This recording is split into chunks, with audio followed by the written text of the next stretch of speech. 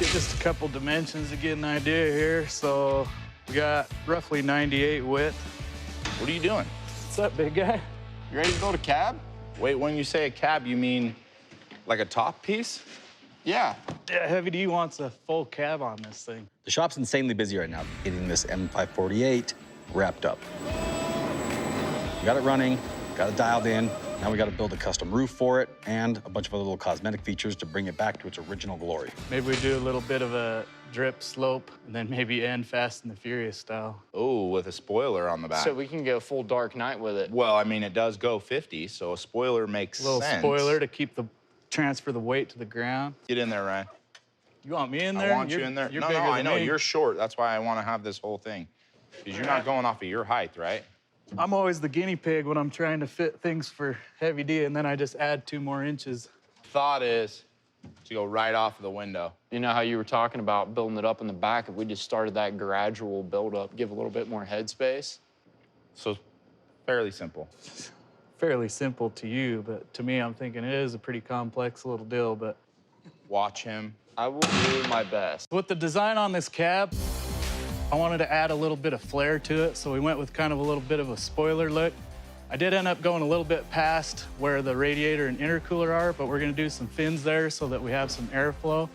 Should turn out pretty cool. I just gotta cut all these parts out and put all the puzzle pieces together. We have to make this tank look really good while keeping the costs really low, because we're still hoping the appraisal comes in high enough for us to be able to even make any money by selling it after all the money we put into it to get it up and running. This is the very back. I got 2 back windows in it, so we'll start with that one. Okay. If you can give me a hand, we'll get this going. Yep. One of the important things to watch out for when you're bending pieces like this is you don't want to overbend them. So I got 28.6, so I need another 6.5 degrees of correction. It's much easier to go a little bit less of a bend and creep up onto the bend than if you go over, you might have to straighten that piece out and try to bend it back to the same degree. Oh, perfect, man, right at 35. Nailed it.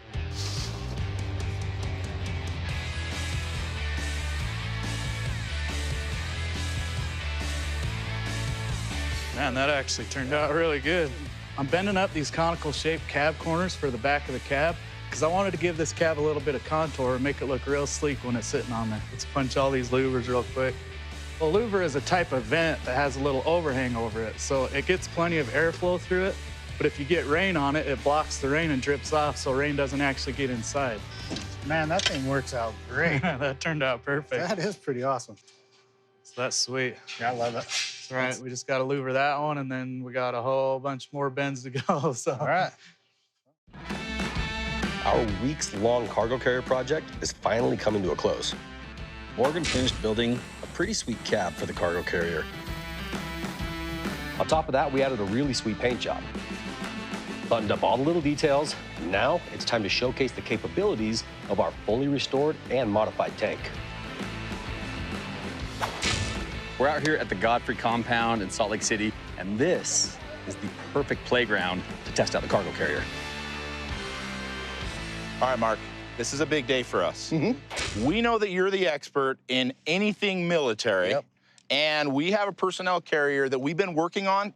We're a little bit of money into it. One of the most important things that we have to do with the tank was not only get it running, but establish a value, because as we're presenting this for sale, we can go to the buyers and say, or any prospective buyers, and say, look, this is what, Mark Boyce would pay, and he's pretty much the expert, so that's why he's here. Question is, what do you look for in a personnel carrier that gives it value? For a true appraisal of a vehicle like this, I want to see the tracks. I want to see the electrical. I want to see the motor, how it runs, how the transmission shifts, how the functionality of it. Just to see it running and get a good look of it, I think I can give you a pretty accurate idea what something like that would sell for. You ready to see this? Hell yeah. Heavy D, it's go time. Come in hot. Fired up. Okay. Bring it in, Heavy D! Let's go, baby! Woo-hoo! Here it comes! Oh my Lord, there it is. Over the hill! Bam! There it is! There's a shark! He's going. Oh, he's gonna get that Jeep! Get the Jeep! Get the Jeep!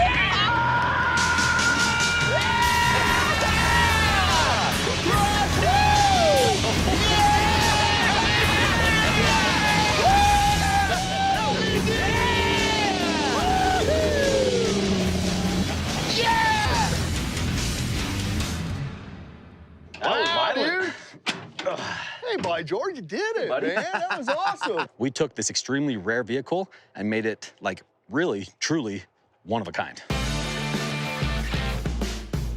When we got it, all it had was the windshield, didn't have a top.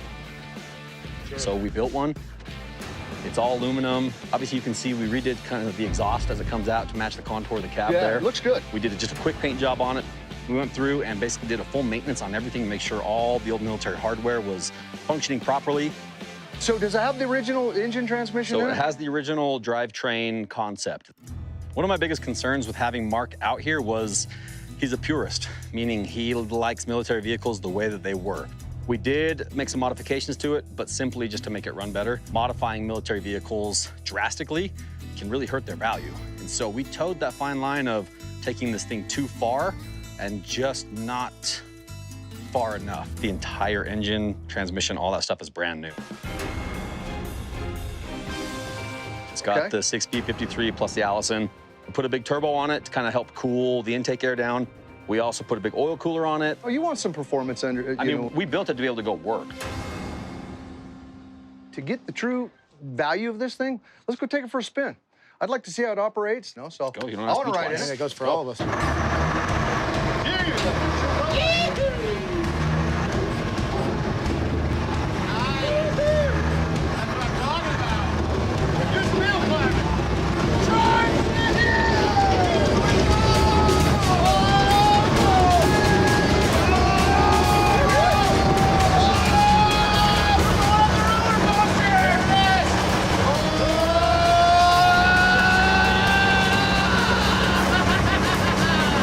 Feeling the power of that upgraded Detroit engine with the turbo on it that Andrew rebuilt was well worth it.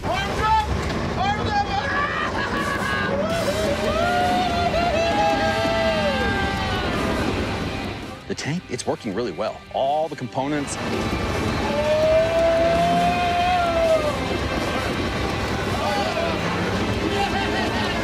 And then as we go through the water, I thought, okay, it's gonna bog down. We're gonna have to, be careful here. It didn't even care. It just pushed right on through, right through the swamp. To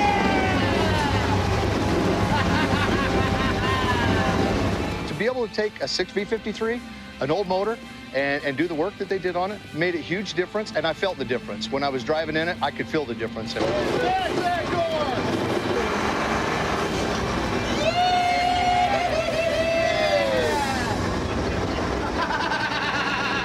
All right, well. Where's your value sitting now, appraiser? Yeah.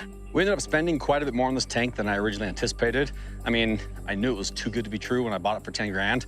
I didn't know that we'd have to throw over, another $10,000 at it.